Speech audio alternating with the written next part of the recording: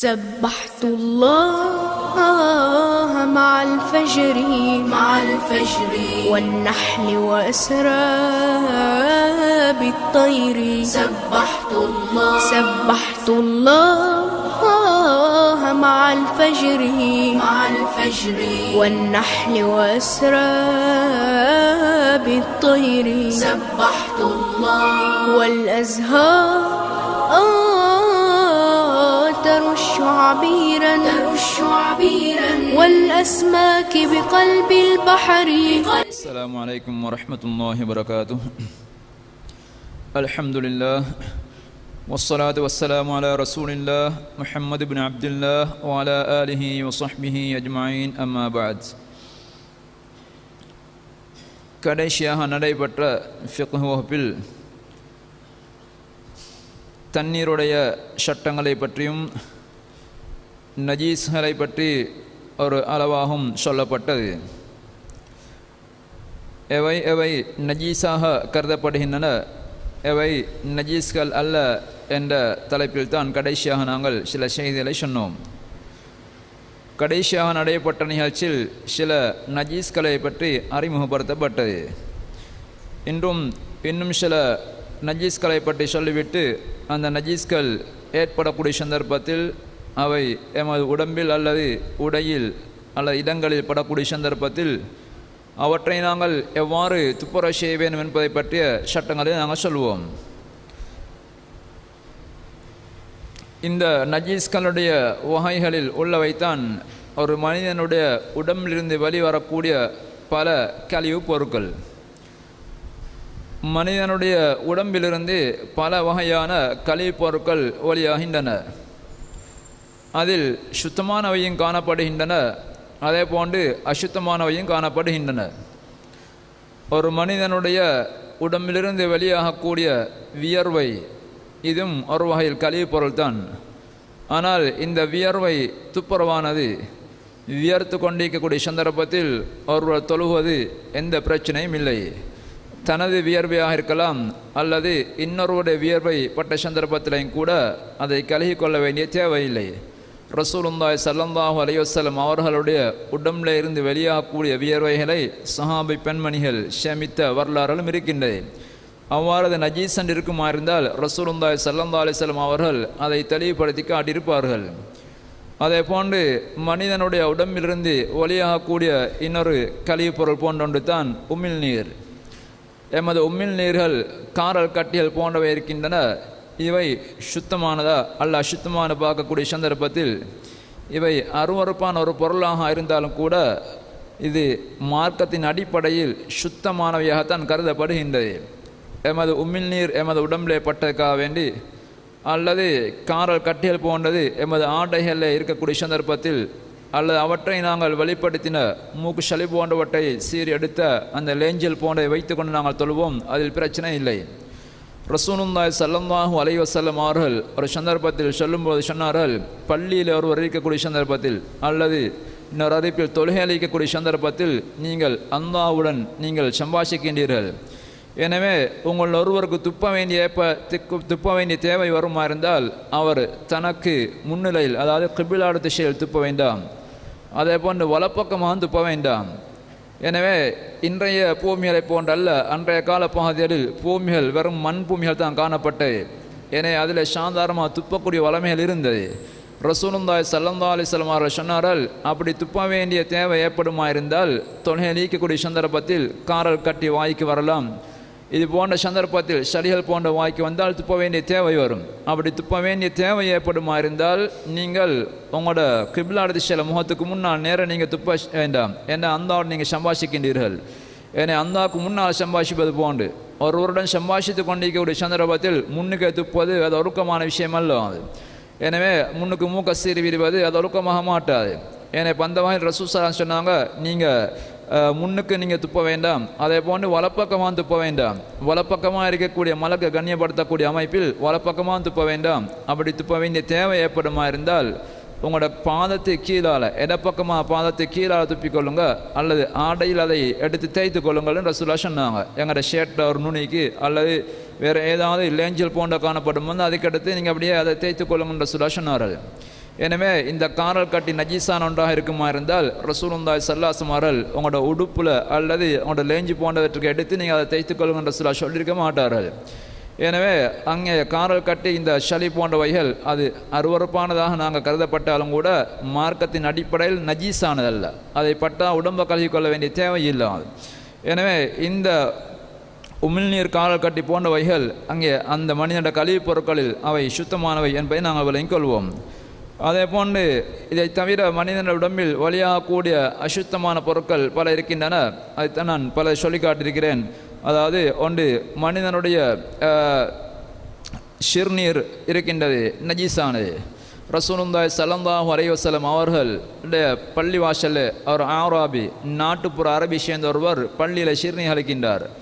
அந்த நேரத்தில் ரசூலுல்லாஹி ஸல்லல்லாஹு அலைஹி வஸல்லம் சொன்னார்கள், அவர் சிறுநீர் அளிக்க ஆரம்பித்ததுடன் சஹாபாக்கள் அவரை தடுக்க முற்பட்டார்கள், அவர்களை அதட்ட முற்பட்டார்கள். அந்த நேரத்தில் ரசூல் சொன்னார்கள், அவரை இப்போதைக்கு சிறுநீர் அளிக்க விட்டு விடுங்கள். இப்பொழுது நீங்கள் அவரை பள்ளியில் விரட்டுவீர்களாக இருந்தால் சிறுநீர் கழித்த அறவாசியில் அவருக்கு பெரிய கஷ்டம் ஏற்படலாம், அவர் கட்டுப்படுத்தினால் அந்த கஷ்டம் வரலாம், அல்லது நஜீஸ் இன்னும் பல இடங்களில் பட வாய்ப்பு இருக்கின்றது. எனவே அவர் இடத்துல சிறுநீர் கழித்து முடித்தா அதோட அந்த நஜீஸ் அதோட முடிஞ்சுவிடும். அப்படி இல்லாமல் அப்படியே வெளியே போவாரான்னு சொன்னால் பல இடங்களோட உடம்பெல்லாம் நஜீஸாக வாய்ப்பு இருக்கின்றது. எனவே பேசாமல் சிறுநீர் விட்டு விடுங்கன்னு சொல்லிவிட்டு ரசூலுல்லாஹ் சொன்னாங்க, சுப்பு அலைஹி தனும் பொம்மின்மா. அவர் சிறுநீர் கழித்து முடிச்சதை பின்னால் அந்த சிறுநீர் கழித்த இடத்துல ஒரு வாளி தண்ணீரை கொண்டு ஊற்றி விடுங்கன்னு ரசூலுல்லாஹ் சொன்னாங்க. அப்போ அந்த சிறுநீர் மண்பூமியில் இறங்கிவிடும், ஆனாலும் அந்த ஈரம் இருக்கின்றது, அது அசுத்தமானது என்பதனால்தான் நபி ஸல்லல்லாஹு அலைஹி வஸல்லம் அவர்கள் அங்கே ஒரு வாளி தண்ணீரை கொண்டு வந்து ஊற்றும்படி சொல்கின்றார்கள். இதே போன்று தான் ரசூலுல்லாஹி ஸல்லல்லாஹு அலைஹி வஸல்லம் அவர்கள் ஒருவர் மலங்கழித்த சந்தர்ப்பத்தில் கழுவி துப்புர செய்யும்படி அங்கே கட்டளையிட்டு இருக்கின்றார்கள். எனவே அது அசுத்தமான பொருள். எனவே அது சுத்தமாக இருப்பதனால்தான் ரசூலுல்லாஹி ஸல்லல்லாஹு அலைஹி வஸல்லம் அவர்கள் அங்கே அது வெளிப்படக்கூடிய சந்தர்ப்பத்தில் கழுவி துப்புர செய்யும்படி கட்டாயப்படுத்தி இருக்கின்றார்கள். எனவே ஒரு மனிதனுடைய உடம்பிலிருந்து வெளியாகக்கூடிய சிறுநீர் நஜீஸானது, அதே போன்று அவனுடைய மலம் இருக்கின்ற அது நஜீஸானது, அசுத்தமானது.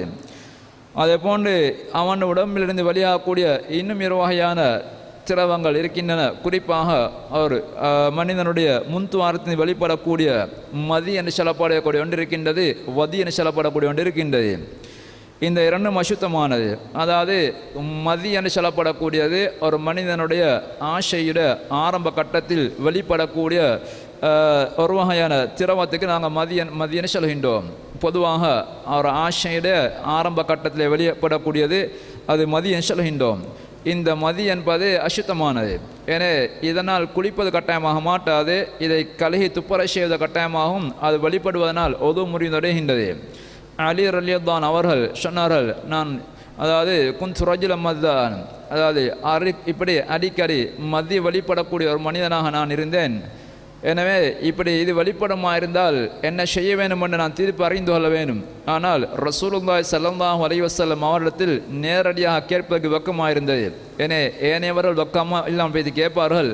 ஆனால் அவர் சொல்கின்றார்கள், லி மக்கான பினத்திஹா மின்னி, அதாவது நான் அவர்களுடைய மகளை கல்யாணம் கட்டிக்கக்கூடிய மருமகன். எனவே வெளியாக்கள்கிட்ட பேத்தி தாராளமாக வெக்கப்படாமல் எதையும் கேட்பார்கள். எனவே மாமா அரோமுறை கொண்ட ரசூல் ஸல்லல்லாஹு அலைஹி வஸல்லம் மனைவியில தந்தை. ஏன்னா அவங்கள்ட்ட போய்த்து இப்படியான விஷயங்களை நேரடியாக நான் கேட்பது வெக்கமாயிருந்தது. ஏன்னா அதனால் அமர்த்துல் மிக்தாத், நான் மிக்தாத் ரலியல்லாஹு அவர்களுக்கு சொன்னேன், இதுக்குள்ள தீர்ப்பை ரசூலுல்லாஹ் வைத்து கேட்டு வரும்படி சொன்னேன். அப்போ அவர்கள் கேட்ட நேரத்தில் ரசூல் ஸல்லல்லாஹு அலைஹி வஸல்லம் சொன்னார்கள், ஃபீஹில் வுது, அவர் ரிவாயத்தில் சொன்னார்கள் அதில் உது செய்த கட்டாயமாகும், அவர் குளிக்க வேண்டிய தேவையில்லை. அந்த மதி வெளிப்படுமா இருந்தால் அவர் உது செய்கிற கட்டாயமாகும். இன்னொரு அறிவிப்பில் வந்திருக்கின்ற ரசூசா சொன்னாங்க, யக்ஸில் தக்கரஹு, அவருடைய ஆணுறுப்பை கழுகி கொள்வார். எனவே அசுத்தம் நஜீஸ் வழியாகின்றது. எனவே சிறுநீர் கழித்தால் கழுவது போன்று அங்கே கழுகி கொள்ள வேண்டும். அதே போன்று இன்னொரு அறிவிப்பில் பட்ட இடங்களையும் ஆடைகளையும் கழுவி கொள்ள வேண்டும் என்று ரசூசா சொன்னார்கள். ஏன்னா அது நஜீஸ் என்பதனால அங்கே பட்ட அந்த வெளியாக சந்தர்ப்பத்தில் ஆணுறுப்பையும் அதே போன்று பட்டிருக்கக்கூடிய ஆடைகளையும் கழுவி கொள்ள வேண்டும் என்று ரசூசா சொன்னார்கள். எனவே இந்த மணி என்பது இது மதி என்பது ஒரு மனிதனுடைய ஆசையில் ஆரம்ப கட்டத்தில் வெளியாகக்கூடிய ஒன்று. இது நஜீஸானது, அசுத்தமானது. இது போன்று வதி என்று சொல்லப்படக்கூடிய ஒன்று இருக்கின்றது. அதுவும் சில நேரங்களில் உடம்புடைய உஷ்ணங்களின் காரணமாக அல்லது சில குறிப்பிட்ட நபர்களுக்கு சிறுநீர் கழித்ததுக்கு பின்னால் சற்று அதாவது திண்மமான அமைப்பில் வெளிப்படக்கூடிய ஒரு வகையான திரவம். எனவே இதுவும் அசுத்தமானது. இதையும் கழுவிக் கொள்வது கட்டாயமாக்கப்பட்டிருக்கின்றது. இது மதியை போன்ற ஒன்று. அதுக்கு மாற்றமாக அங்கே ஒரு மனிதன் உடம்புலேருந்து வெளிப்படக்கூடிய மணி இருக்கின்றது, அதாவது இந்திரியம் என்று நான் சொல்கின்றோம். இந்த இந்திரியம் அதாவது மனிதன் இச்சையுடைய உச்சக்கட்டத்தை அடையக்கூடிய சந்தர்ப்பத்தில் வெளிப்படக்கூடிய அந்த இந்திரியம் இருக்கின்றது. அந்த இந்திரியத்தை பொறுத்தவரையில் அது வெளிப்படுமா இந்த குளிச்சு கொள்கிற கட்டாயம் அது நஜீஸா துப்புரவான்னு நாங்கள் பார்க்கக்கூடிய சந்தர்ப்பத்தில் அது துப்புரவானது என்பது தான், அதாவது நஜீஸானதல்ல, சளி போன்ற ஒரு அருவறுப்பான ஒரு பொருளை தவிர பட்டால் கழுகி கொள்வது கட்டாயமான ஒன்றல்ல. ரசூலுல்லாஹி ஸல்லல்லாஹு அலைஹி வஸல்லம் ஆயிஷா ரலியல்லாஹு அன்ஹா அறிவிக்கின்றார்கள், ரசூல் ஸல்லல்லாஹு அலைஹி வஸல்லம் ஆடைகள் அப்படி சில நேரங்களில் அந்த மணி இந்திரியம் அப்படி படிந்து காணப்படும், காய்ந்திருக்கும். நான் விரல்னால் சுரண்டி விடுவேன். ரசூல் ஸல்லல்லாஹு அலைஹி வஸல்லம் அதை உடுத்துக்கொண்டு போய் தொழுவார்கள். எனவே அசுத்தம் பண்ணியிருந்தால் கட்டாயமாக கலகப்பட்டிருக்க வேணும். எனவே ரசூல் ஸல்லல்லாஹு அலைஹி வஸல்லம் அவர்களுடைய அந்த ஆடையில் பட்ட சந்தர்ப்பத்தில் அப்படி நான் விரலால் சுரண்டி அதை நீக்கி விடுவேன். ரசூல் அதில் போய் தொழுவார்கள். சில நேரங்களில் ஈரமாகக்கூடிய சந்தர்ப்பத்தில் ரசூலா கழுவிட்டும் சென்றிருக்கின்றார்கள். எனவே அருவறுப்பான பொருளை பொதுவாக கழுகி கொள்வதை நாங்கள் விரும்பத்தக்கது. அந்த அடிப்படையில் ரசூல் ஸல்லல்லாஹு அலைஹி வஸல்லம் கழுகி இருக்கலாம். ஆனால் அடிப்படையில் அது அசுத்தமான ஒரு பொருள் அல்ல, சுத்தமானது. அது பட்டால் கழுகி கொள்ள வேண்டிய கட்டாயம் இல்லை என்பதை தான் நாங்கள் இந்த ஹதீஸ்க்கு வந்து விளங்கிக் கொள்கின்றோம். இதிலிருந்து நாங்கள் அதாவது தவறாக விளங்கிக் கொள்ளக்கூடாது. அதாவது இது உடம்புல பட்டால் அல்லது ஆடையில் பட்டால் கழுகி கொள்ள வேண்டிய தேவையில்லை, குளிக்க தேவையில்லை என்ற கருத்தை விளங்கிக் கொள்ள வேண்டாம். குளிக்கிற கட்டாயம், அவர் தன்னை உடம்பை கழுகி துப்புரட்சி குளிக்கிற கட்டாயம் அங்கே ஆடையில் அல்ல போன்ற இடங்களில் பட்டிருக்குமா இருந்தால் அதை கழுகி கொள்ள வேண்டிய கட்டாயம் ஒன்று இல்லை என்பதை நாங்கள் விளங்கிக் கொள்கின்றோம். அடுத்ததாக மனிதர்கள் மட்டுமல்ல ஏனைய மிருகங்களில் இருந்து வெளிப்படக்கூடிய சிறுநீர் போன்றவைகள் சட்டத்தை நாங்கள் பார்க்கக்கூடிய சந்தர்ப்பத்தில் இந்த சிறுநீரை பொறுத்த மிருகங்களுடைய சிறுநீர் அல்ல மிருகங்களுடைய மலத்தை பொறுத்த வரையில் இதில் நாங்கள் ரெண்டு விதமாக பிரித்து நாங்கள் நோக்க வேணும். இதில் அந்த மிருகத்தை பொறுத்த வரையில் சாப்பிட அனுமதிக்கப்பட்ட மிருகங்களும் காணப்படுகின்றன, சாப்பிட அனுமதிக்கப்படாத மிருகங்களும் காணப்படுகின்றன. சாப்பிட அனுமதிக்கப்படாத மிருகங்களுடைய கழிவுப் பொருட்களை பொறுத்தவரையில் அவை எல்லாமே அசுத்தமானவைகள் தான்.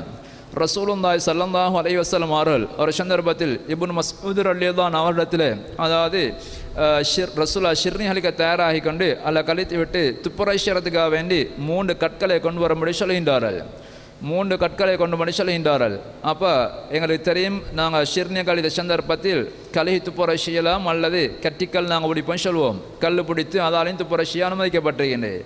ஏன்னா ரசூல் ஸல்லல்லாஹு அலைஹி வஸல்லம் அவர்களுக்கு அப்படி நிறைய அவங்க சந்தர்ப்பம் வரும், பாலைவனங்களை தண்ணீர் குறைச்சல்வாங்க. ஏன்னா அப்போ ரசூல் ஸல்லல்லாஹு அலைஹி வஸல்லம் அவர்கள் அப்படி கற்களை நிறைய துப்புரவு செஞ்சிருக்கின்றார்கள்.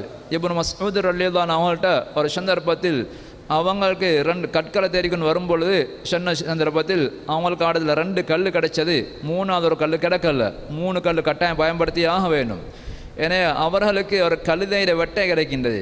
அவங்கள்ட்ட ஜான்ட்டு அப்படி மிச்சம் நஜீஸாக அவங்க கரை இருக்கல்ல. அது ஏன்னா கழுதை வந்து மலங்கழித்திருந்தால் காய்ந்த வெட்டை அது கிடைக்கின்றது. அதை எடுத்துக்கொண்டு வருகின்றார்கள் 3வது கல் பதிலாக. அதை கொண்டு வந்து ரசூல்லாட்ட கொடுத்த நேரத்தில் ரசூல்லா சொன்னாங்க, கல் 2 எடுத்தாங்க, அதை வீசி விட்டாங்க. வீசிவிட்டு ரசூல்லா காரணம் சொன்னாங்க, இன்னஹா ரிஜிசுன், அது நஜீஸ்னு காரணம் சொல்கின்றார்கள். எனவே சாப்பிடப்படாத மிருகம் கழுதை, அதனுடைய கழிவுப் பொருள் தான் அதில் வெட்ட இருக்கின்றது. இதை ரசூல்லா சொல்கின்றார்கள், இது நஜீஸானது. ஏன்னா இதால் துப்புரட்சிறதுக்கு இயலாது, நஜீஸ்ன்னு ரசூல்லா சொல்லி அதை வீசும்படி ரசூல்லா சொல்லி விட்டார்கள். எனவே இந்த சாப்பிடப்படாத மிருகங்களுடைய அந்த கழுதை போன்ற ரசூலா அந்த மலத்தை ரசூலா நஜீசன் ரசூலா தெளிவாக தீர்ப்பு சொல்கின்றார்கள். இதுக்கு மாற்றமாக சாப்பிட அனுமதிக்கப்பட்ட மிருகங்களை பொறுத்தவரையில் அதில் பரவலாக எங்களோட நாட்டில் அதாவது ஷாஃபி மதபோட சட்டம் கருத்துப்படிக்கு அது நஜீசன் பரவலான கருத்து இருந்தாலும் கூட பல மதபோட கருத்துகளில் ஹதீஸ்கள கருத்துக்கள் அடிப்படையில் கூட அது நாங்கள் துப்புரான கருத்தை நாங்கள் வழங்கிக் கொள்ளலாம். ரசூலுல்லாஹி ஸல்லல்லாஹு அலைஹி வஸல்லம் அவர்கள் மதீனாவுடைய சந்தர்ப்பத்தில் அதாவது உரைனா என்று சொல்லக்கூடிய அந்த கபீலா, அதே மாதிரி உக்கல்னு சொல்லக்கூடிய கோத்திரத்தை சேர்ந்த 2 சமூகத்தினர் வருகின்றார்கள். வந்து ரசூலுல்லாஹி ஸல்லல்லாஹு அலைஹி வஸல்லம் மதீனாவில் வந்த சந்தர்ப்பத்தில் அவருக்கு நோய்வாய்ப்படுகின்றது. அந்த நேரத்தில் ரசூல் ஸல்லல்லாஹு அலைஹி வஸல்லம் வந்து முறைப்பாடு செய்கின்றார்கள். ரசூல் ஸல்லல்லாஹு அலைஹி வஸல்லம் அவர்கள் அவங்களுக்கு சொன்னாங்க, ஒட்டகத்துடைய சிறுநீர்களையும் பாலையும் குடிக்கும்படி சொல்கின்றார்கள். அவர்களுக்கு மருந்தா ரசூலா கொடுக்கின்றார்கள், மருந்த ரசூலா காட்டி கொடுக்கின்றார்கள். ஒட்டகத்துடைய பால், அதே போல் ஒட்டகத்துடைய சிறுநீர். ஏன்னா ஒட்டகத்துடைய சிறுநீரை ரசூல் ஸல்லல்லாஹு அலைஹி வஸல்லம் அவர்கள் அங்கே மருந்தா பயன்படுத்தும்படி அவர்களுக்கு அங்கே சொல்லிக் கொடுக்கின்றார்கள். இந்த ஹதீஸ் புகாரி முஸ்லிம் போன கிதாபில் பதிவு செய்யப்பட்டிருக்கின்றது. எனவே அங்கே ரசூலா ஒட்டகத்துடைய சிறுநீர் அது அசுத்தமாக இருக்குமா இருந்தால் அங்கே ரசூலா மருந்தா சொல்லிக்க மாட்டார்கள். பொதுவாக ஹதீஸ் வந்திருக்கின்றது, அசுத்தமான பொருட்களில் அல்ல ஹராமாக்கப்பட்ட பொருட்களில் மருந்து இல்லை. எனவே இங்கே ரசூலுல்லாஹி ஸல்லல்லாஹு அலைஹி வஸல்லம் அவர்கள் ஒட்டகத்துடைய சிறுநீரை அங்கே மருந்தாக குடிக்கும்படி ரசூலுல்லாஹ் சொல்கின்றார்கள். எனவே சஹாபாக்களில் பல ஆசார்கள் வந்திருக்கின்றது, அவர்களை தட்டும் சில பல அறிவிப்புகள் வந்திருக்கின்றது. அவர்கள் சாதாரணமாக ஆட்டு தொழுவங்களில் ஆடுகள் கட்டி வைக்கப்படக்கூடிய இடங்களில் அங்கே தொழுதிருக்கின்றார்கள். அதாவது அங்கே ஆட்டு வெட்டைகள் காணப்படும் அந்த இடங்களில் அவர்கள் தொழுதிருக்கின்றார்கள். எனவே ஆட்டு வெட்டைகள் நஜீசன் இருக்குமா இருந்தால் அவற்றை தொழ அனுமதிக்கப்பட மாட்டாது. ஏன்னா இப்போ ஆடு போன்றவையெல்லாம் சாப்பிட அனுமதிக்கப்பட்டிருக்கக்கூடிய மிருகங்கள். அப்போ ஷாப்பில் அனுமதிக்கப்பட்டிருக்கக்கூடிய மிருகங்களுடைய அந்த கழிப்பொருட்கள், அதாவது குறிப்பாக மலசலம் என்பன அது துப்புரவு என்பதை நாங்கள் இந்த ஹதீஸ்கள் விளங்கிக்கலாம். இது துப்புரவு அருவறுப்புங்கிற வேறு, அதை நாங்கள் பட்டா கழுவி கொள்கிற நல்ல வேறு செய்து நாங்கள் மார்க்கத்தில் சட்டப்படி காலை சில நேரங்களில் ஆட்டுப்பட்டையை அரைஞ்சிருந்து தொழுது முடிஞ்ச புறத்தர் வந்து கேட்பாராக இருந்தால் அல்லது அவர்கிட்ட ஆடையெல்லாம் சரி பட்டிருந்தால் இடத்துல இருந்தால் வீட்டை தொலைவாங்கட்டா தரலாம், பிரச்சனை இல்லை. எனவே கழுவி கொள்வது விரும்பத்தக்கது, அருவறுப்பான பொருட்கள் நாங்கள் நீக்கிறது வேறு செய்து. ஆனால் அதை கழுகி கொள்ள வேண்டிய கட்டாயம் இல்லை என்பதை தான் நாங்கள் இங்கே சொல்கின்றோம். இந்த சாப்பிட அனுமதிக்கப்பட்ட அந்த மிருகங்களுடைய சிறுநீர் போன்றவை அங்கே துப்புரவானதாக கருதப்படுகின்றது. அதே போன்று மிருகங்களோட உடம்பிலிருந்து பிரிந்து வரக்கூடிய பொருட்கள் இருக்கின்றது. மிருகங்களுடைய உடம்பிலிருந்து பிரிந்து வரக்கூடிய பொருட்கள் உதாரணமாக சிறகுகள் போன்ற இருக்கின்றது, அது பிரிந்து வருகின்றது. அதே மாதிரி அந்த ரோமங்கள் வெட்டி எடுப்பார்கள். இந்த மிருகங்களிலிருந்து வெளியாகக்கூடிய சிறகுகளை பொறுத்தவரையில் இதிலையும் சாப்பிட அனுமதிக்கப்படாத மிருகங்களுடைய இறக்கைகள் சிறகுகள் போன்றது அது அசுத்தமானது. அதே போன்று ரசூல் ஸல்லல்லாஹு அலைஹி வஸல்லம் சொன்னாங்க, சாப்பிட அனுமதிக்கப்பட்ட மிருகமாக இருந்தாலும் சரி, பொதுவாக இந்த உடம்புட உயிரோடு இருக்கக்கூடிய ஒரு மிருகத்திலிருந்து ஏதாவது ஒரு பகுதி வெட்டி எடுக்கப்படுமா இருந்தால், வேறமாக்கி எடுக்கப்படுமா இருந்தால் அது நஜீசன் ரசூலுல்லாஹ் சொன்னாங்க, சத்தை போன்னு சொன்னாங்க. ஒரு ஹதீஸில் ரசூலுல்லாஹ் சொன்னாங்க, மா குத்தியா மினல் பஹீமதி வஹிய ஹய்யத்துன், ஒரு மிருகம் உயிரோடு உள்ள சந்தர்ப்பத்தில் அதில் இருந்து ஒரு துண்டை வேறவாக்கி வெட்டி எடுக்கப்படுமா இருந்தால் அது ஃபஹிய மைத்தத்துன், அது இறந்ததில் சட்டம் என்று சொன்னார்கள். நான் நேற்றைய பாடத்தில் சொன்னேன், இறந்தவை எல்லாமே நஜீஸானவைகள் தான். எனவே மீன் வெட்டுக்களி போன்றதை தவிர மற்ற எல்லாமே நஜீஸானது. அப்போ ரசூல் சொல்கின்றார்கள், இந்த உயிரோடு இருக்கக்கூடிய ஒரு மாட்டில் வாழை வெட்டி எடுப்போமா இருந்தால் அல்லது உயிரோடு இருக்கக்கூடிய ஒரு மிருகத்தில் ஏதாவது ஒரு சதத்துண்டை வெட்டி எடுப்போமா இருந்தால் அது நஜீஸானது என்பதை ரசூலுல்லாஹ் தெளிவாக ஹதீஸில் சொல்லியிருக்கின்றார்கள். அது செத்தால் இறந்து விட்டால் என்ன சட்டம், அதுதான் அதுக்கு சட்டம். அது எனவே உயிரோடுள்ள மீனின் ஒரு பாகத்தை நாங்கள் வெட்டி எடுப்போமா இருந்தால் அது துப்புரவானது. மீன் இறந்தால் நஜீஸ் அல்ல, எனவே வெட்டுக்கிளி நஜீஸ் அல்ல. எனவே அதிலிருந்து ஒரு பாகத்தை நாங்கள் உடைச்செடுப்போமா இருந்தால் அது நஜீஸ் அல்ல. அது ஆனால் ஆடோ மாடோ அல்ல வேறு மிருகங்களோ இறந்து விடுமா இருந்தால் அது செத்தது நஜீஸானவை. அது உயிரோடு இருக்கக்கூடிய ஆலையோ அல்ல காதையோ அல்ல வேறு ஏதாவது சதத்துண்டை வெட்டி எடுப்போமா இருந்தால் அந்த சந்ததி அது அசுத்தமானது. சில நேரங்களில் ஏதாவது இறைச்சி துண்டு போன மிருகங்கள் இருந்து வாழ்ந்து எடுக்கப்பட்டு வருமா இருந்தால் யாரும் சமைச்சு தின்னலாம்னு ஃபத்துவா கேட்டால் நாங்கள் நஜீஸ்ன்னு சொல்லுவோம். ஏன்னா அது உயிரோடு இருக்கக்கூடிய சந்தர்ப்பத்தில் கலண்டு வந்தது. ஏன்னா அப்படி உயிரோடு இருக்கக்கூடிய சந்தர்ப்பத்தில் கலண்டு வரக்கூடியது அசுத்தமானது, அதை பயன்படுத்த முடியாது. இது இறைச்சி போன உறுப்புக்கள் போன சம்பந்தப்பட்ட தான். இதிலிருந்து விதிவிலக்காக வரக்கூடியதான் இந்த ரோமங்கள் இறகுகள் போன்றது. ரசூலுல்லாஹி ஸல்லல்லாஹு அலைஹி வஸல்லம் அவர்களுடைய காலப்பகுதியிலையும் தான் அதுக்கு முன்னால் பின்னால் காலப்பகுதியிலையும் இன்றும் கூட நிறைய மிருகங்களுடைய ரோமங்கள்னால் ஆடைகள் சமையப்படுகின்றது. குறிப்பாக செம்மறியாடு போன்றவற்றுடைய ரோமங்கள் இருந்து கம்பளி போர்வைகள் செய்யப்படுகின்றன. அந்த சுப்ஹானஹு வ தஆலா ஒட்டகத்துடைய ரோமங்கள் இருந்தெல்லாம் அந்த செய்யப்படக்கூடிய அதே மாதிரி மிருகங்களுடைய ஆடு மாடுகளுடைய ரோமங்கள் செய்யப்படக்கூடிய ஆடைகளை நீங்கள் எடுக்கிறீங்கன்னெல்லாம் அந்த சொல்லி காட்டுகின்றான். எனவே அதிலிருந்து விதிவிலக்கா சொல்வார்கள், உயிருள்ள மிருகங்களிலிருந்து எடுக்கப்படக்கூடிய வெட்டி எடுக்கப்படக்கூடிய வகைகளில் ரோமங்கள் கத்தரித்து எடுக்கப்படுமா இருந்தால் அது துப்புரவானது. எனவே செம்மறி ஆடு உயிரோடு உள்ள சந்தர்ப்பத்தில் தான் அதில் வரக்கூடிய ரோமங்கள் தலைத்து வரக்கூடிய சந்தர்ப்பத்தில் அதை வெட்டி எடுப்பார்கள், அதிலிருந்து போர்வையெல்லாம் செய்யப்படுகின்றது. எனவே அதுபோன்று மிருகங்களுடைய ரோமங்கள் ஷாப்பில் அனுமதிக்கப்பட்ட மிருகங்கள் அதோடைய ரோமங்கள் அப்படி உயிரோடு உள்ள சந்தர்ப்பத்தில் வெட்டி எடுக்கப்படுமா இருந்தால் அது துப்புரவானது. அதே போன்று தான் உயிரோடு உள்ள அந்த பறவைகள் இருக்கின்றது. அந்த பறவைகளையும் சாப்பிட அனுமதிக்கப்பட்டிருக்கக்கூடிய பறவைகளிலிருந்து பிரிஞ்சு வரக்கூடிய இறகுகள் போன்றது. சில நேரங்களில் கோழி சிறாடுக்கூடிய சந்தர்ப்பத்தில் ஓரிரு இறகுகள் பறந்து போகிறதுக்கு ஏழும். அது இப்போ இது துப்புரவான நஜீஸான்னு கேட்குமா இருந்தால் அது சாப்பிட அனுமதிக்கப்பட்ட ஒரு பறவை. எனவே அது உயிரோடு உள்ள சந்தர்ப்பத்தில் இறக்கைகள் பறந்து வருமா இருந்தால் அது துப்புரவானது. காகத்தை பொறுத்தவரையில் அது சாப்பிட அனுமதிக்கப்படாத ஒரு பறவை, அதிடம் இறக்கை பொறுத்தவரையில் அது நஜீஸ் என்பது தான் நிறைய உலமாக்கள் கருத்தாக காணப்படுகின்றது. எனவே சாப்பிட அனுமதிக்கப்பட்ட பறவைகள் மிருகங்களோட சட்டம் வேறு, சாப்பிட அனுமதிக்கப்படாதவைகளில் சட்டங்கள் வேறு. எனவே இதுபோன்று தான் சாப்பிட அனுமதிக்கப்பட்டிருக்கக்கூடிய மிருகங்களுடைய பால் அதுக்கு அறந்து அனுமதிக்கப்பட்டிருக்கின்றது, அது துப்புரவானது. சாப்பிட அனுமதிக்கப்படாத மிருகங்கள் அவற்றிலிருந்து கறந்தெடுக்கப்படக்கூடிய பால்கள் துப்புரவானவை அல்ல, அசுத்தமான என்பதை நாங்கள் விளங்கிக் கொள்ள வேண்டும். இவைத்தான் பொதுவாக நஜீஸ்கள் பற்றிய அவ்வளோ வழக்கம். இந்த நஜீஸ்களை நாங்கள் துப்புரவு செய்யக்கூடிய முறையை பொறுத்தவரையில் இந்த எல்லா நஜீஸ்களையும் துப்புரவு செய்யக்கூடிய முறை ஒன்றல்ல. ரசூலுல்லாஹி ஸல்லல்லாஹு அலைஹி வஸல்லம் அவர்கள் இந்த நஜீஸ்களை துப்புரவு செய்யக்கூடிய முறைகளை வித்தியாசமான படிமுறை ரசூலுல்லாஹ் சொல்லி காட்டியிருக்கின்றார்கள். சில நஜீஸ்களை பொறுத்தவரையில் ரசூலுல்லாஹி ஸல்லல்லாஹு அலைஹி வஸல்லம் அவர்கள் அங்கே லேசா தண்ணீர் தெளித்து விட்டால் போதுமான என்று சொல்லியிருக்கின்றார்கள். தண்ணீர் லேசாக தெரித்து விட்டால் போதுமானது, அந்த நஜீஸ் பட்ட இடமெல்லாம் தண்ணீர் தெரிச்சிட்டிங்கன்னா போதுமானது என்ற கருத்தை ரசூலுல்லாஹ் சொல்லியிருக்கின்றார்கள். குறிப்பாக ரசூலுல்லாஹி ஸல்லல்லாஹு அலைஹி வஸல்லம் அது சொன்னது அங்கே அதாவது சின்ன பிள்ளைகள், சிறு பிள்ளைகள், அது குறிப்பாக சிறிய ஆண் பிள்ளை 2 வயதுக்குட்பட்ட பால் குடித்து கொண்டிருக்கக்கூடிய அந்த ஆண் பிள்ளை வேறு உணவுகள் எதையும் உட்கொள்ளாத பால் குடித்து கொண்டிருக்கக்கூடிய ஆண் பிள்ளைய சிறுநீர் ரசூலுல்லாஹி ஸல்லல்லாஹு அலைஹி வஸல்லம் அவர்கள் லேசா தண்ணீரை தெளித்து அது துப்புராக்கி கொள்ளலாம் என்ற கருத்தை ரசூலுல்லாஹ் சொல்லியிருக்கின்றார்கள். ரசூலுல்லாஹி ஸல்லல்லாஹு அலைஹி வஸல்லம் அவர்களிடத்தில் ஒரு சிறிய ஆண் பிள்ளை கொடுக்கப்பட்டது. ஹதீஸில் வந்திருக்கின்றது, அந்த பிள்ளை பால் அல்லாத வேறு எதையும் உட்கொண்டிருக்கல. அப்போ ரசூலுல்லாஹி மடியில் சிறுநீர் கழித்து விடுகின்றது. அந்த சந்தர்ப்பத்தில் ரசூலுல்லாஹி ஸல்லல்லாஹு அலைஹி வஸல்லம் அவர்கள் தண்ணியை கொஞ்சம் கொண்டு வரும்படி சொல்லி கை கடத்தி லேசா தெரிச்சு விடுகின்றார்கள். நஜீஸ் பட்ட எல்லா இடத்துக்கும்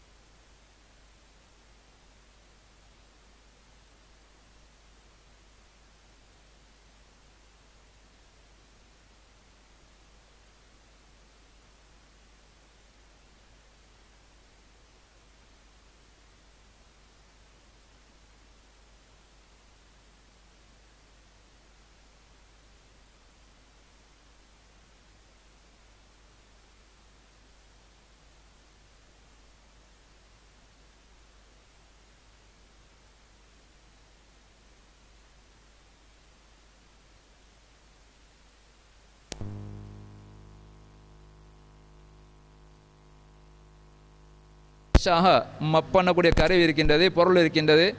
அதை நாங்கள் நரைச்சி நாங்கள்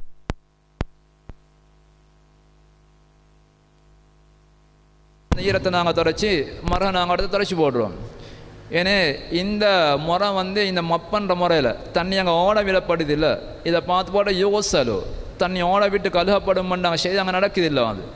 அங்கே மப்பன்ற விஷயத்தை பொறுத்தவரையில் நாங்கள் வழங்கிக் கொள்ள வேணும். பெரியவர்களுடைய சிறுநீர் அல்லது அந்த பொம்பளை பிள்ளைற சிறுநீர் இதுக்கெல்லாம் மப்பன்றது போதுமாக மாட்டாது. எனவே இன்றைக்கு நிறைய அப்படி செய்கின்றார்கள், அந்த இடமெல்லாம் இன்னும் கொஞ்சம் நஜீஸாகி போயிடும். அது ஏன்னா நாங்கள் மோலாத அப்படி அந்த சிறிய ஆம்பளை பிள்ளையாக இருந்தால் அந்த முறைக்கு அது சரி வரும். அது சாதாரணமான உரியம் அந்த இடத்து பருகின்றது. எனவே அந்த இடம் துப்புரவாயிருகின்றது. ஏன்னா முறையாக தண்ணீர் ஓட விட்டு கலப்பட வேணும். கஸ்லண்டு வரக்கூடிய அந்த அரபு வார்த்தைக்கு தண்ணீர் தரமாக ஓட விட்டு கலப்பட வேணும். நாங்கள் சாதாரணமாக ஈரத்தை எடுத்து நாங்கள் மேலே துடைச்சதுக்கு கஸ்லன்னு சொல்வதில்லை. ஏன்னா நாங்கள் உதுவிஷர் நேரத்தில் கூட நாங்கள் சொல்கிறோம், முகத்தை கழுகின்றோம், தலையை மஸ்ஸு செய்கிறோம். இதுக்கு மஸ் என்ற வார்த்தை தான் நாங்கள் பயன்படுத்தப்படுது. ஏன்னா புடைய துண்டுக்கு நாங்கள் ஈரத்தை எடுத்து புடைய துண்டை துடைச்சி போட்டு அப்படி தேய்ச்சி விடுவோம். இந்த அது அரபு பாஷையில் அரபு மொழி வழக்கில் கழுகினது என்ற கருத்து அங்கே வரமாட்டாது. ஏன்னா இந்த மப்பன்றது மூலமாக நாங்கள் அதை தான் இந்த செய்கின்றோம். அந்த புடையில் அதில் இருக்கக்கூடிய அந்த நூல்களை நாங்கள் அப்படியே ஈரமாக்கி அப்படியே உட்காந்து ஈரத்தை தேய்க்கிறோம். அது கைக்கு நாங்கள் தலையை கடத்தி இங்கே மஸ்ஸி செய்கிற மாதிரி அங்கே வேலை செய்கின்றோம். ஏன்னா ரசூலுல்லாஹ் சொன்னது அங்கே மஸ்ஹல்ல யோசலு, ஏன்னா கழுகப்பட வேண்டும். அப்போ முறையாக அந்த பெரியோட கழுகிற முறை வித்தியாசம் அந்த சின்ன பிள்ளையில சிறுநீராக இருந்தால் ஓரளவுக்கு அந்த மஸ் செஞ்சலக்கூடிய அந்த அமைப்பில் நதுஹல ரஷன் வரையில் அந்த மப்பண்ட முறை சரி வரலாம். எனவே அதை கவனமாக நாங்கள் இருந்து கொள்ள வேண்டும். நஜீஸை நாங்கள் அந்த பொருளை ஐம்பொருளை நீக்கிறதுக்காக வேண்டி ஒரு இடத்துல சிறுநீர் நாங்கள் பள்ளியில் யாரும் சிறுநீர் கழித்து விட்டால் அந்த சிறுநீரை முதல்ல நாங்கள் எடுத்து போடணும். அது அப்போ அதை நீக்கிறதுக்காக வேண்டி நாங்கள் மப்பண்ணி அந்த சிறுநீர் அதை கெடுக்கலாம். எடுத்து போட்டு திருப்பி நாங்கள் இன்னொரு முறை நாங்கள் அதை தேய்ச்சி போட்டு தண்ணீரை ஊற்றி போட்டு அது பிறகு தண்ணியை நாங்கள் துவைச்சி எடுத்து போடாமல் அந்த மப்பன்றது மூலமாக அது அப்படி இல்லாமல் அதை நாங்கள் நினச்சி போட்டு இப்பட்டில் சும்மா தேய்ச்சி போட்டதுனால அந்த நஜீஸ் துப்புற மாட்டாது என்பதை நாங்கள் விளங்கிக் கொள்ள வேணும். அந்த சட்டம் நாங்கள் தெளிவாக புரிஞ்சு கொள்ள வேணும். ரசூலுல்லாஹி ஸல்லல்லாஹு அலைஹி வஸல்லம் அவர்கள் இந்த ஹதீஸ்களை பல வித்தியாசமான சொற்களை பயன்படுத்தியிருக்கின்றார்கள். ஒவ்வொன்றும் ரசூலா அந்த நுணுக்கமான கருத்தோடு தான் ரசூலா பயன்படுத்தியிருக்கின்றார்கள். எனவே அந்த ரஷ்ங்கிறது கஸ்லுங்கிறது இதெல்லாம் ரசூலா வித்தியாசமாக பயன்படுத்தின சொற்கள். அதில் ரசூலா பள்ளியில் சிறுநீர் கழிச்ச சந்தர்ப்பத்தில் ஆராபி வந்து சிறுநீர் கழிக்கின்றார். ரசூசலாசன் லேசா தெரியுங்கன்னு சொல்லலாம். ரசூலா சொன்னாங்க சுப்பு அலைஹி தனூபு மின்மா ஒரு வாளி தண்ணி ஊற்றுங்கன்னு சொல்கின்றார்கள். ஏன்னா இங்கே ரசூலா சொன்னாங்க யுரஷு மிம்பாலி சபி சின்ன பிள்ளையில சிறுநீர் ஆயிருந்தா ரஷ் பண்ணுங்க தெளிச்சா போதும்னு சொல்கின்றார்கள். அப்போ அந்த ஆராபி நாட்டுப்புற அரபி வந்து சிறுநீர் அழைச்ச சந்தர்ப்பத்தில் ரசூசலாசம் வாங்க அப்படி தெளியுங்கன்னு ரசூலா சொல்லலை.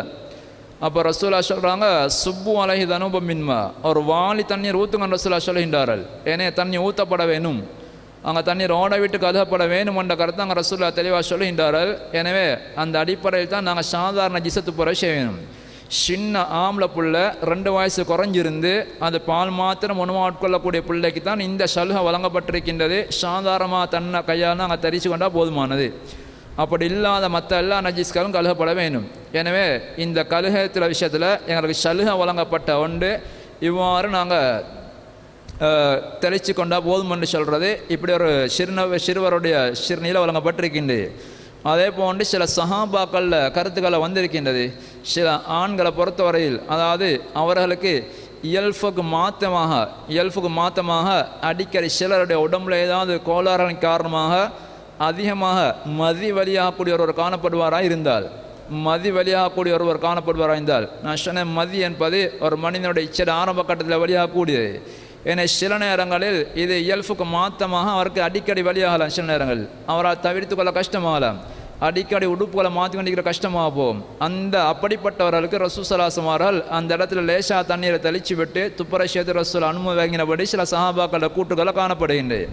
ஏன்னா சில அறிஞர்கள் இப்படிப்பட்ட ஒரு சோதிப்புக்கு ஆளாக்கப்பட்டார். அவருக்கு ஓரிரு முறையெல்லாம் அப்படி நோய் ஒன்று ஏற்பட்டு அப்படி பல அடிக்கடி அவருக்கு அந்த வெளியாகி கொண்டு இருக்குமா இருந்தால் அவருக்கு அடிக்கடி உடுப்பில் மாற்றி கொண்டு கழுகி கொண்டிருக்கிறது கஷ்டமாக போயிடும். அவருக்கு ஒரு சலுகை வழங்கக்கூடிய அமைப்பில் ரசூலுல்லாஹி ஸல்லல்லாஹு அலைஹி வஸல்லம் அவர்கள் அப்படி அந்த நோய் உள்ளவருக்கு சாதாரணமாக தண்ணீரை தெளித்து துப்புராக்கி கொள்ளக்கூடிய ஒரு சலுகை வழங்கினதாக சில ஹதீஸ்கள் காணப்படுகின்றது.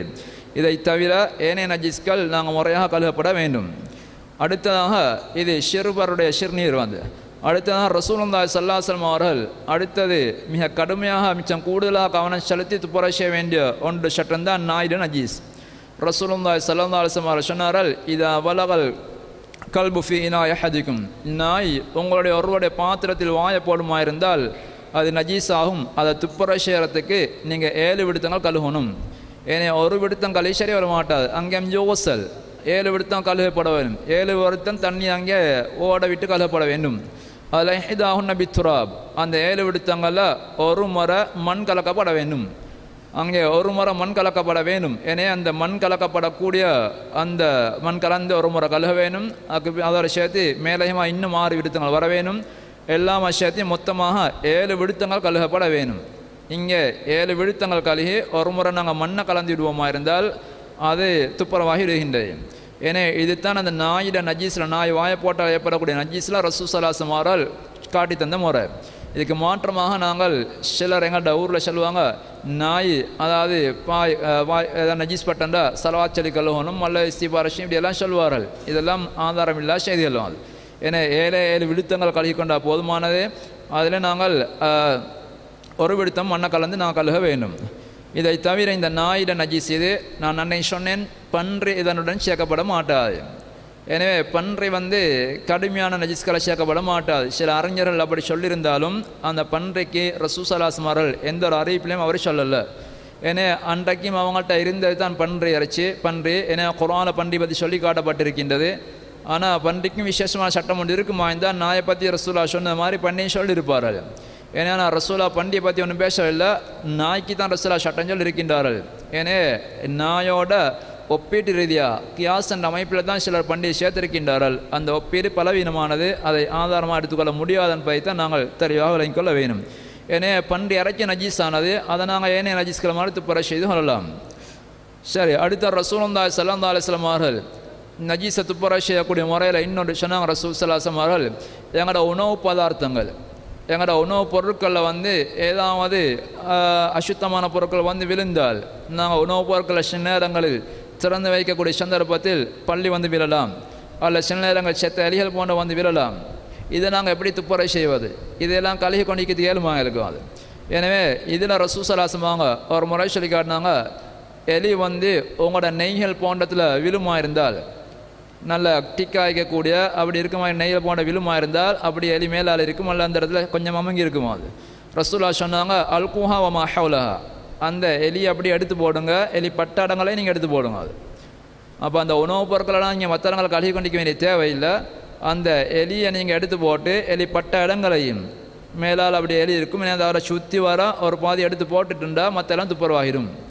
எனவே அந்த உணவுப் பொருட்கள் இப்போ நாங்கள் பள்ளியான சக்தி சோத்துக்கு மேலே விழுமா இருந்துட்டா அந்த பள்ளியும் அது பட்ட இடங்களை சேர்த்து கொஞ்சம் சோத்தை நாங்கள் அள்ளி போட்டுட்டோம்னா மற்ற பாதி சாப்பிடலாம். ஏன்னா அது மாதிரி இந்த சத்தம் ஏதாவது நஜீஸ்கள் அசுத்தமான பொருட்கள் இந்த நெய்கள் போன்றத்தில் தயிர்கள் போன்றத்தில் இப்படி மாதிரி விழுமா இருந்தால் நாங்கள் அந்த ஷூலாவில் பாதியில் நாங்கள் எடுத்து போட்டோம்னா துப்புரவாயிடும், மற்றபடி நாங்கள் பயன்படுத்தலாம்.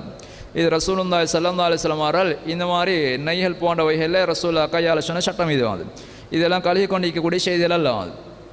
அடுத்ததாக ஏனைய நஜீஸ்களை பொறுத்தவரையில் நாங்கள் பொதுவாக நஜீஸ்களை நாங்கள் நீக்கக்கூடிய சந்தர்ப்பத்தில் முதலாக கழுகக்கூடிய சந்தர்ப்பத்தில் அந்த நஜீஸ் பொருளை முதலாக நாங்கள் நீக்கணும். அது நாங்கள் நஜீஸான பொருளை முதலாக நீக்கணும். சிறுநீர் இருக்கக்கூடிய சந்தர்ப்பத்தில் சிறுநீர் நாங்கள் துவைச்சி எடுத்து போட்டு நாங்கள் மேலே தண்ணி ஊற்றணும். அது அல்லது மலை மைதம் இருக்குமா தான் முதல்ல நாங்கள் அதை அள்ளி போடணும். அதுக்கு மேலால் தண்ணி ஊற்றி கொண்டு போவோமா இருந்தால் படக்கடை எத்தனை இடங்கள் நஜீஸாக வைத்திரும். அது ஏன்னா மூலாதாக அந்த நஜீஸ் அந்த பொருள் எடுத்து இருக்கப்படணும்.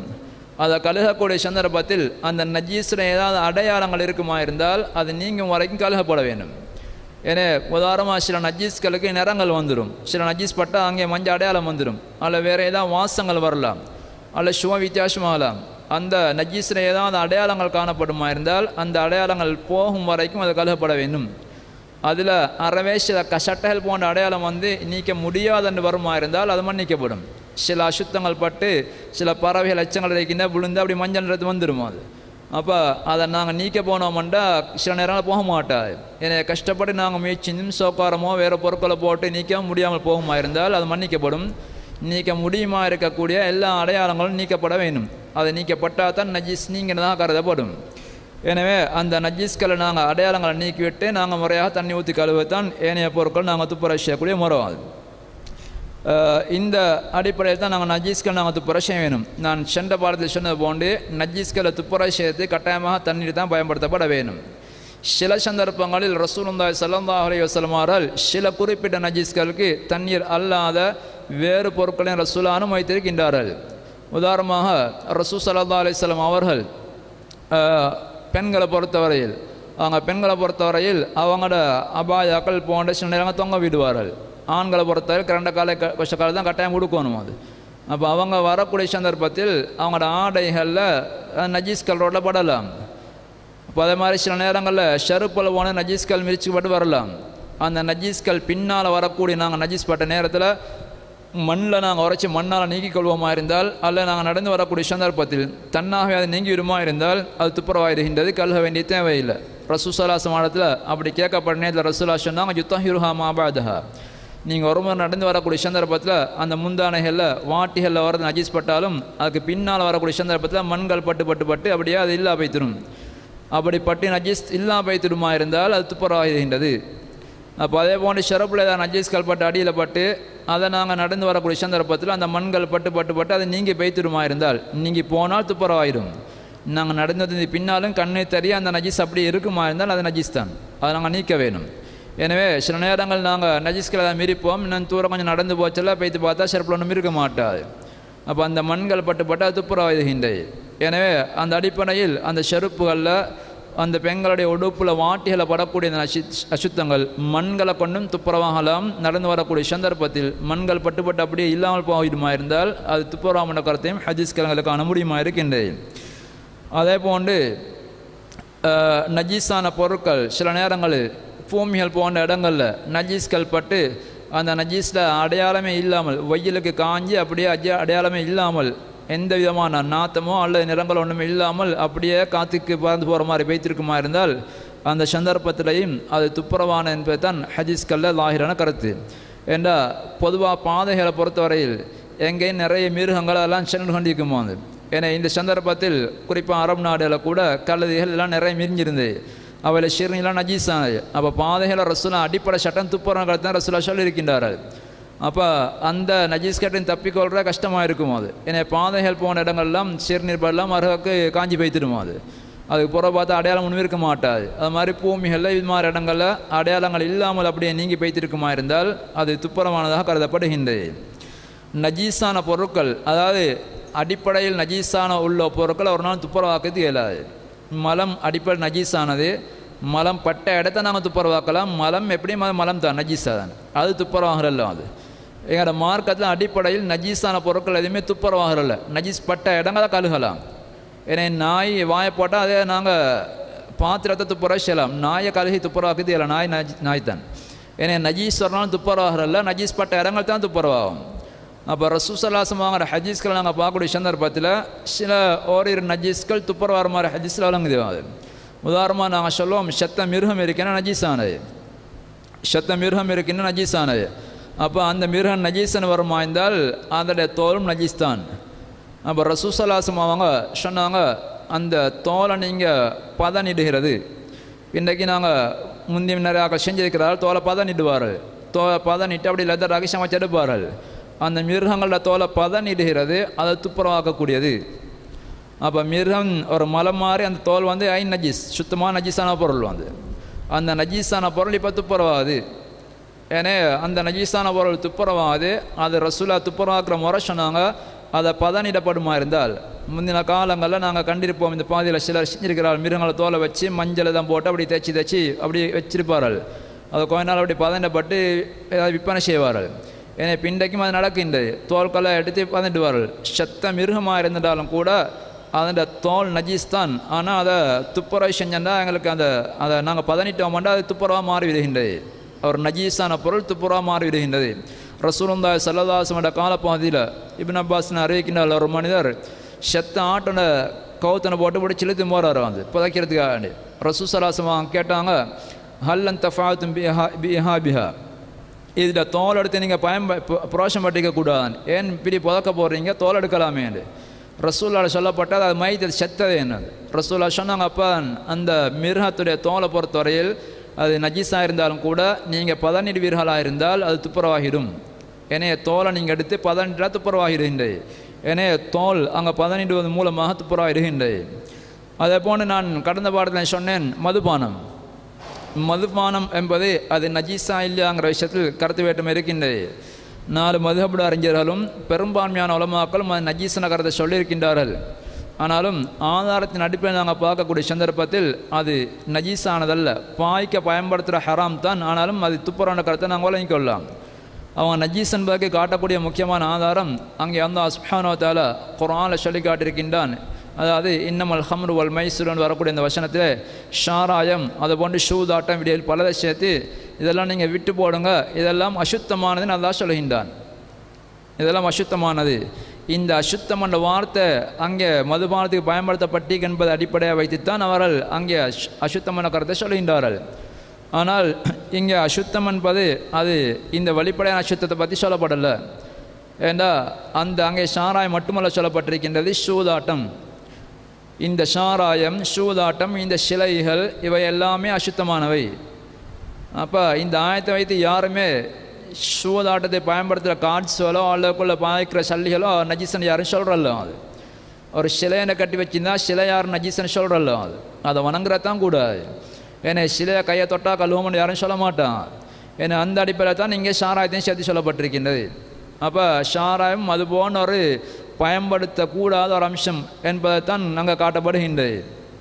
அதுக்கு மாற்றமாக பட்டா கழுகி கொள்கிற நஜீஸான காலத்தில் அங்கே பயன்படுத்தப்பட்டில்லை. வேறு இன்னும் நாங்கள் பார்க்கக்கூடிய சந்தர்ப்பத்தில் ரசூலுல்லாஹி ஸல்லல்லாஹு அலைஹி வஸல்லம் அவரோட காலப்பகுதியில் மது ஆரம்பத்தில் அனுமதிக்கப்பட்டிருந்தது. சஹாபாக்கள் மது சாரத்தை நிறைய பாய்ச்சி கொண்டு வந்தாங்க. அப்படி பாய்ச்சி கொண்டு இந்த சந்தர்ப்பத்தில் அப்படி கட்டங்கட்டமாக தடை வருகின்றது, அடைசியாக முற்றுமுழுதாக தடை வந்து விடுகின்றது. அப்போ அந்த ஹதீஸில் வருகின்றது, அவங்கள்ட்ட பெரிய பரல்கள் மாதிரி உள்ள பாத்திரங்கள்லாம் நிறைய வீடுகளை சேமித்து வச்சுருந்தாங்க. தண்ணி குடிப்பது போன்று குடிப்பார்கள் சாராயத்தை. ஏனே ஆயத்து இறங்கினதான் தாமதம் அவர் அனைத்தையும் அவர்கள் பாதையில் கொட்டி விடுகின்றார்கள். ஏனே அசுத்தமான ஒரு பொருளினால் அறிந்திருப்பார்களாக இருந்தால் அங்கே மக்கள் போக வரக்கூடிய பாதையில் கொட்டியிருக்க மாட்டார்கள். அதை மக்களுக்கு மீனவால் கழுகி கொள்கிற காலப்பட இத்தனை சிக்கல் வந்திருக்கும். ரசூலா அனுமதித்திருக்க மாட்டார்கள். ஏண்டா பாதைகளை அசுத்தப்படுத்துவதை ரசூலா அனுமதிக்கல. அதனால தான் ரசூலுல்லாஹி ஸல்லல்லாஹு அலைஹி வஸல்லம் அவர்கள் பாதைகளை சிறுநீர் கழிக்க வேண்டாம்னு சொல்லியிருக்கின்றார்கள். பாதையில் சிறுநீர் கழிச்சா அவங்களுக்கு லானத்து வரும் என்று ரசூலா சொல்லியிருக்கின்றார்கள். ஆனால் சஹாபாக்கள் எல்லாமே அங்கே கொட்டி விடுகின்றார்கள். அதே மாதிரி இன்னொரு சந்தர்ப்பத்தில் ரசூலுல்லாஹி ஸல்லல்லாஹு அலைஹி வஸல்லம் அவரிடத்தில் ஒரு சஹாபி அவர் வந்து ரசூல்லாட கொடுக்குறாங்க ஒரு பாத்திரம் உண்டு. அதில் பெரிய ஒரு தொட்டி மாறண்ட கொடுக்கின்றார்கள். அதில் ஷாராயம் இருக்கின்ற ரசூலாவுக்கு ஹதியா கொடுக்குறாரு. சில நேரங்களில் அவருக்கு ஹராமாக்கப்பட்ட தகவல் கிடைத்திருக்காமல் இருக்கலாம். ரசூல் ஸல்லல்லாஹு அலைஹி வஸல்லம் திருப்பி கேட்கின்றார்கள், இது அல்லாஹ் ஹராமாக்கி விட்டானேனோ அது, ஏன்னா நீங்கள் எப்படி அன்பளிப்பா தருவீர்கள். அந்த சந்தர்ப்பத்தில் அந்த மனிதரை நெருங்கின இன்னொரு சாபி காதில் ஏதோ ராசியம் சொல்கின்றார். காதில் ஏதோ ராசியமாக பேசின்றார். ஹதியா கொடுக்க முற்பட்ட சஹாபியோட இன்னொருத்தர் வந்து காதில் ராசியமாக ஏதோ பேசின்றார். ரசூல் ஸல்லல்லாஹு அலைஹி வஸல்லம் அந்த சாபிகிட்ட கேட்குறாங்க, என்ன பேசுகிறார் ராசியமாண்டு. அவர் சொல்லுகின்றார், ரசூல்லாட்ட அவர் சொல்லுகின்றார், நீங்கள் எடுக்காட்டி அவருக்கு விக்கச்சலி கேட்குறாருண்டு. ரசூல் ஸல்லல்லாஹு அலைஹி வஸல்லம் அன்பளிப்பாக கொடுக்குறாங்க. ரசூலா வாரமே சொல்கிறாங்க, இன்னொருத்தர் வந்து அப்போ எனக்கு தாங்க நான் வாங்கிக்கொள்கிறேன்னு சொல்கிறாரு. அது அப்போ ரசூல் ஸல்லல்லாஹு அலைஹி வஸல்லம் அவங்க உடனே சொல்கிறாங்க, அந்த இதை ஹராம் பாய்க்கிறத அருந்ததை ஹராமாக்கிக்கிற மாதிரி இந்த ஷாராயத்தை விற்கிறதையும் ஹராமாக்கியிருக்கிறான். ஷாராயத்தை விற்கிறதையும் ஹராமாக்கியிருக்கின்றான். எனவே இந்த சந்தர்ப்பத்தில் அந்த மனிதர் பாத்திரத்தை திறந்து ரசூலுக்கு முன்னாலே அவர்களை கொட்டி விடுகின்றார்கள். அப்போ ரசூல் ஸல்லல்லாஹு அலைஹி வஸல்லம் அந்த சந்தர்ப்பத்தில் அவங்களோட பாத்திரத்தை கழுகி கழுங்கண்டோ, அதில் இவற்றை கொட்டாதீங்க, இதை மேலே தெரிச்சாலும் நஜீஸாமண்டோ, இந்த இடம் அசுத்தமாமண்டோ ரசூலா சொல்லலாம். அது அப்போ அசுத்தமாண்டு இருந்திருக்குமா இருந்தால் ரசூலாட்டில் ஒழுங்குபடுத்தி கொடுத்துக்கணும் சட்டத்தை வந்து. எனவே இது போன்ற ஆதாரங்கள் அடிப்படையாக வைத்து மதுபானம் குடிப்பது ஹராமாக்கப்பட்டிருக்கின்றது. எனவே நாங்கள் மருந்துக்கும் அதை பயன்படுத்தக்கூடாது. ஆனால் அசுத்தமானதல்ல, அது உடம்புல பட்டால் கழுகி கொள்ள வேண்டிய தேவையில்லை என்று தான் நாங்கள் ஆதாரபூர்வமாக கருத்தாக சொல்லுவோம். சரி, மதுபானத்தை பொறுத்தவரையில் அது பயன்படுத்தக்கூடாது. அது இயல்பாகவே வினாக்கிரியாக மாறுமா இருந்தால், இயல்பாகவே வினாக்கிரியாக மாறுமா இருந்தால் அந்த சந்தர்ப்பத்தில் அதை சாப்பிட அனுமதிக்கப்பட்டிருக்கின்றது. ஏனே இயல்பாக வினாக்கிரியாக மாற வேணும். அன்றைய காலங்களில் இன்று தான் செயற்கையான முறையில் நிறைய வினாக்கிரி தயாரிக்கப்படுகின்றது, எசிட்கள் போன்றதை வச்சு பயன்படுத்தப்படுகின்றது. முந்தின காலப்பகுதியில் நிறைய ஷாராயத்தை வடித்து அதிலையும் தான் வினாக்கிரி இருப்பார்கள். ஏன்னா ஷாராயத்திலிருந்து செய்யப்படக்கூடிய அந்த வினாக்கிரியை பொறுத்தவரையில் அதில் ஏதாவது பொருட்கள் போட்டு அதை வினாக்கிரியாக மாற்றப்படுமா இருந்தால் அது அனுமதிக்கப்பட மாட்டாது. ரசூலுல்லாஹி ஸல்லல்லாஹு அலைஹி வஸல்லம் இடத்துல வந்து ஒருத்தர் கேட்கின்றார், எத்தீங்கள் சிலர் இருக்கின்றார்கள், அவரோட வாப்பாருக்கு வச்சுட்டு போன ஷாராயங்கள் கொஞ்சம் இருக்கின்றது, அன்றதெல்லாம் அவங்க மிச்சம் பெருமதியாக பாதுகாத்து வந்தவைகள். அப்போ ரசூல் ஸல்லல்லாஹு அலைஹி வஸல்லம் அவங்க சொன்னாங்க, கொட்டி போடுங்க சொன்னாங்க. அப்போ ரசூல் ஸல்லல்லாஹு அலைஹி வஸல்லம் திருப்பி யார் கேட்குறோம், நாங்கள் இதை வினாக்கிரியாக மாற்றட்டுமா கேட்கின்றார்கள். ரசூலா வேணாமன்னு சொன்னால் கொட்டி போடுங்க சொன்னாங்க. வினாக்கிரியாக மாற்றுறதுன்னு ரசூலா அனுமதிக்கல. வினாக்கிரியாக தன்னா மாறுமா இருந்தால் அது அனுமதிக்கப்பட்டிருக்கின்றது. ரசூல் ஸல்லல்லாஹு அலைஹி வஸல்லம் விரும்பி சாப்பிட்ட உணவுகள் ஒன்றாக வினாக்கிரி காணப்படுகின்றது. ரசூலா ஹதீஸில் சஹியா வந்திருக்கின்ற ரசூலா சொன்னாங்க, நிஅமல் இதாம் வல் ஹல்லு, கரிகள் மிச்சம் சிறந்தது வினாக்கிரி என்று ரசூலா பாராட்டி சொல்லியிருக்கின்றார்கள். இந்த ரெண்டு ஹதீஸ்களுக்கு விளக்கம் அளிக்கக்கூடிய உலமாக்கள் சொல்வார்கள், ஷாராயம் தன்னாக வினாக்கிரியாக மாறுமா இருந்தால் அதில் வேறு எந்த பொருட்களும் போடப்படாமல், வேறு முயற்சிகள் செய்யப்படாமல் பல நாட்கள் அப்படியே ஷாராயத்தை சும்மா பாதுகாத்து வைக்கக்கூடிய சந்தர்ப்பத்தில் அப்படியே அது வினாக்கிரியாக மாறலாம். அப்படி மாறணுமா இருந்தால் அந்த தன்னா வாரண வினாக்கிரி பயன்படுத்த அனுமதிக்கப்பட்டிருக்கின்றது. அதை நாங்கள் அவசரப்பட்டு வினாக்கிரியாக மாற்ற முற்படுவோமா இருந்தால், ஏதாவது மருந்து பொருட்கள் போட்டோ அல்ல வேறு ஏதாவது செஞ்சோ மாற்ற முற்படுவோமா இருந்தால் அந்த வினாக்கிரி சாப்பிட அனுமதிக்கப்பட மாட்டாது என்பதை ரசூலா சொல்லி காட்டியிருக்கின்றார்கள். ஏன்னா இந்த ஷாராயம் வினாக்கிரியாக மாறுறது மூலமாக ஹராம் என்ற சட்டத்திலிருந்து ஹலால் சட்டத்தை வந்து சேர்ந்து விடுகின்றது. ஏனே ஷாராயம் நஜீஸ் என்ற சொன்ன உலமாக்களும் அவர் சொல்வார்கள், தன்னா வினாக்கிரியாக மாறுமா இருந்தால் அந்த வினாக்கிரி இப்போ துப்புரவாக மாறிவிடுகின்றது, சாப்பிட அனுமதிக்கப்பட்டிருக்கின்ற கருத்தையும் சொல்வார்கள். எனவே இவைத்தான் நஜீஸோடு சம்பந்தப்பட்ட முக்கியமான சட்டங்கள். இதில் ஏதாவது சந்தேகங்கள் தெளிவுகள் தேவைந்தால் கேட்டுக்கொள்ளலாம்.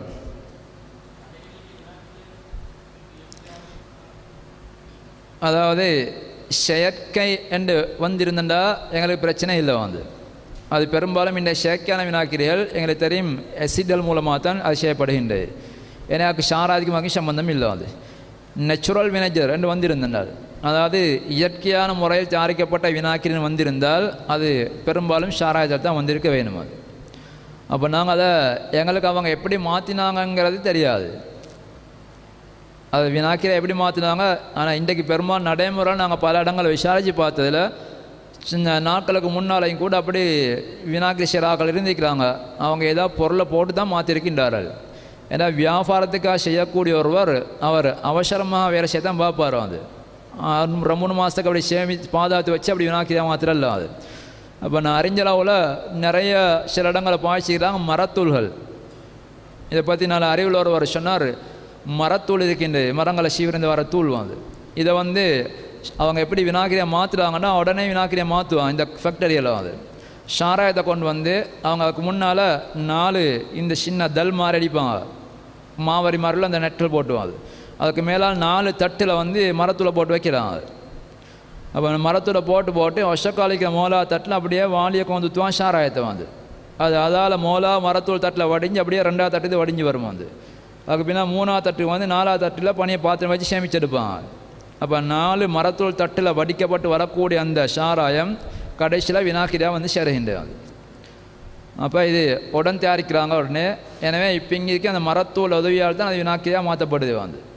இப்படி மாற்றப்பட்டீங்கன்னா அதை பாய்க்கக்கூடாது. இது தெளிவாக ஹராமானது. எனவே நாங்கள் எங்களுக்கு சந்தேகமாக இருந்தால் இன்றைக்கு அதில் என்னான்னு போட்டிக்க மாட்டாங்க.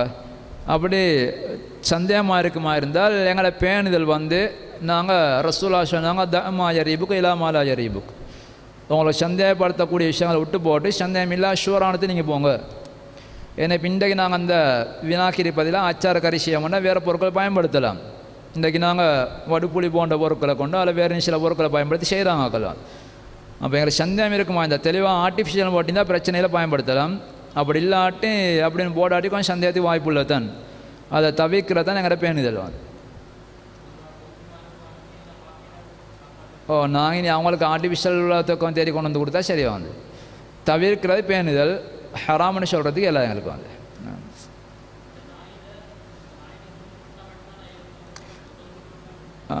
நாயிட அதாவது ஹதீஸில் வந்து ரசூலுல்லாஹி அவங்க சொன்னாங்க, இதை வல அல் கல்பு ஃபீனாய ஹதிகும், நாயிட வாய் பாத்திரத்தை போட்டால் அப்போ 7 முறை கழுகுற கட்டாயம். பாத்திரத்தில் வாய் போட்டுண்டாது. அப்போ வாய்க்கு ரசூலா சட்டம் சொல்லியிருக்கிறார்கள்.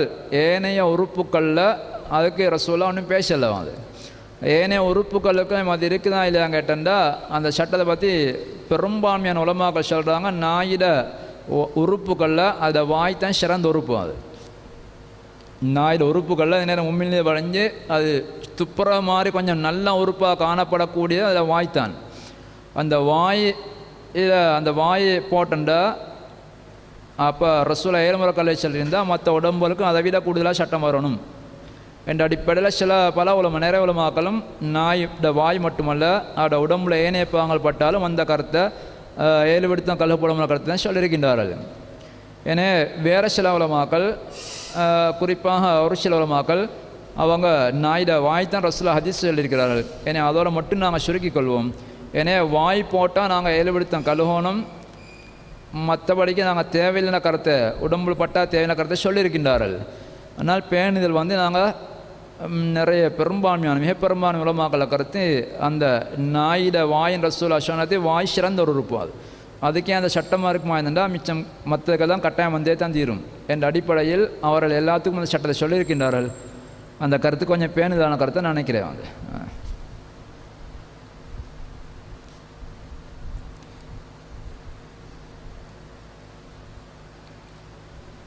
خير வேறு ஏதாவது சொன்னீங்கன்னா கேளுங்க.